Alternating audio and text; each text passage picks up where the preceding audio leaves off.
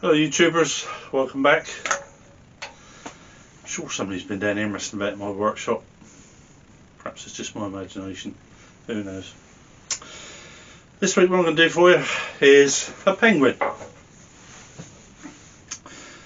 My daughter asked me to make her some. Apparently they're very much in vogue at the moment for Christmas. And I have to say, it's not the first bird that I would associate with Christmas. Christmas turkey maybe. Maybe a cock pheasant, you know, on a pretty postcard, bit of snow in a field, bit of stubble, or maybe a robin. Very reminiscent of Christmas. But a Christmas penguin? I don't think so. But there again, I'm an old man, what do I know? So anyway, my daughter asked me to make some penguins, so some penguins I will make. Had a little play, I made a couple of these small ones, just had a little play with them. And what I've come up with is you need dark wood, light wood. I've got a piece of Iroko and a piece of sycamore, so I've sanded them down, glued them together. And what I've done is I've worked on thirds, because obviously this needs to end up square. It needs to end up square on there, so when you turn it you get as much wood as you can. So what I did was measured the width of that was just under 100mm, so I then cut that at 60mm and then cut that piece at 30mm, so that adds up to 100 that way, 100 that way, and then we're getting turned some penguins. And the good thing about penguins is they do come in all shapes and sizes. It's still going to look nice, unless it's hideously wrong. General shape, it'll all look okay. So tight. Carry on watching the video, I'll show you. Slide down until I find the centre of the piece of wood, and depending on how far away you are from that white piece there, depends on how much white will appear on his face. Obviously if you go all the way to that line you're going to have white all the way up, but you want a bit of a dark hood. So you want a little bit of that dark hood on there. That really was a little bit too far away from there, that white wants to go up slightly further. So I've got this set between centres. First thing I'm going to do is turn it into a round shape.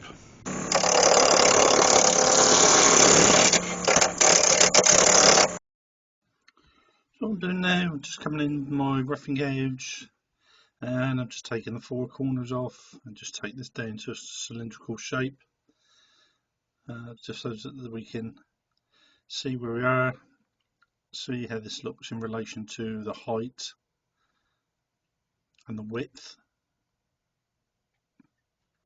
So I'm just continuing to take this down, and that's pretty much it there. So now I'm just coming in with a skew chisel. I've just done this by eye really, I've just looked at the width and what height I think I need to be. So now I've come in with my spindle gouge and I'm just roughing this down. What I'm aiming for is it's almost like a skittle sort of shape, narrowing in at the bottom, coming at the top with just that small sort of knob at the top, which will be his head. So everything on the left, I'm just going in there with my parting off chisel, so everything to the left of that as you're looking at it, that'll all come away. I don't need any of that wood. And that to the right of where I'm going in with the skew chisel, that will be his head. So I've just taken that away to allow me to get in there with my chisel to take that away. I just wanted it roughed away as quickly as I possibly could. And now you can see where I'm coming in with my skew chisel. And I'm just going for that skittle shape.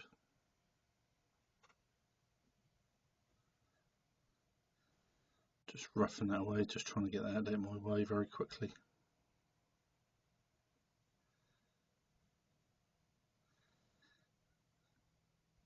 And that's where the head will be. I'm just trying to get this into some sort of perspective with the size of the body.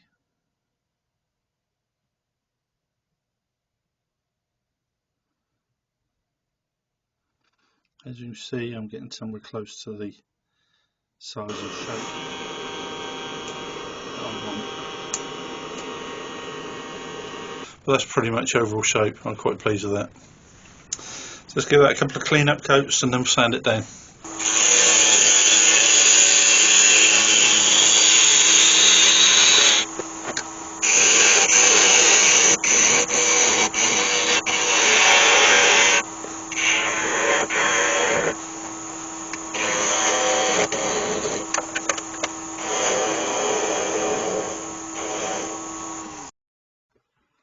Well, that's the sanding finished, and I'm now just applying a coat of sanding sealer and just buffing that up, and then I'll just go in, apply a coat of wax just to bring that up.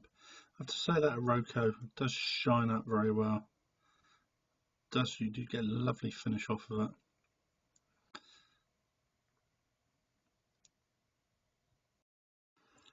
Thing with the Rocco, a lot of wood turners, they call it a choco, because the dust tends to come off like very fine splinters, and if you breathe that in you do end up with a really bad throat.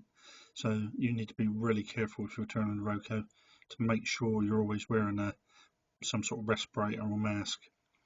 As I say, it's as lovely wood to work with, turns up lovely, but it is awful if you're breathing it in. So as you can see there, I've just parted that off, and we can have a look at making the nose. So what we need to do now is turn the nose. This is a piece of Rocco that I've turned down already. Sits right in the back of my drawers. And what I do when I finish one nose, I always bring my centre up just a touch, give me the centre of the wood, so that every time I bring it up I know that it is turning true. So here I'm going in, this is the piece that will go inside of the face, and I've just set my calipers to the same size as drill. I expect 3.5mm drill. So there I'm going with the skew, I'm just gently rounding that over, just supporting it with my finger. That's all done, so I'm just sanding that up. A little bit of sand sealer, a little bit of wax. Give it a nice shine. And just go back, make sure that's the right size for my drill. And then just go on my saw and cut off. And there you can see I'm going back in with the centre, just so that when I come to do the next one, I know that it's exactly the right place. What to do now is just fit the nose. Now I did do one of those small ones when I was practicing, and I had it slightly off centre. That was because the drill wandered. So that's 35 across there.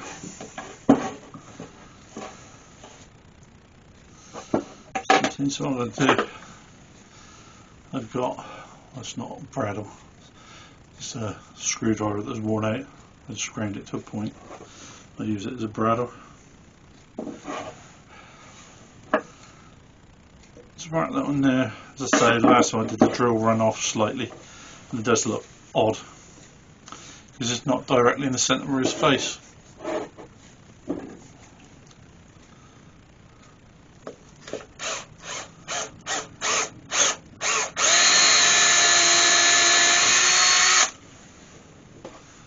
Tiny little blob of super glue.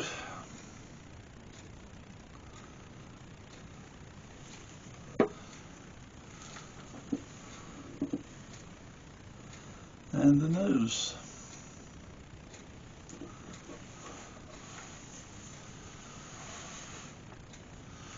One penguin. I'd just like to say a big thank you to my brother Stuart, because he supplied all the Rocco for this. So thank you very much, Stuart. Well, there we go, YouTubers. Christmas penguins. Who knew? Little fun project to make. Used up all your scraps of wood. They are quite cute. I just think if you took them to a craft fair, I think if they were priced right, I just think you'd sell them quite quickly. Use up all your little scraps of wood actually takes longer to glue the two bits of wood together than what it does to turn them. And as you see, they come in all shapes and sizes, and they all look quite cute. There's no right size, there's no wrong size, no right shape, no wrong shape. They all look quite nice. So thank you very much for watching to the end. As always, I've been Steve Howe, and that's been fun. I've quite enjoyed turning them. That has been a fun couple of hours down in my workshop. Thank you very much. Goodbye.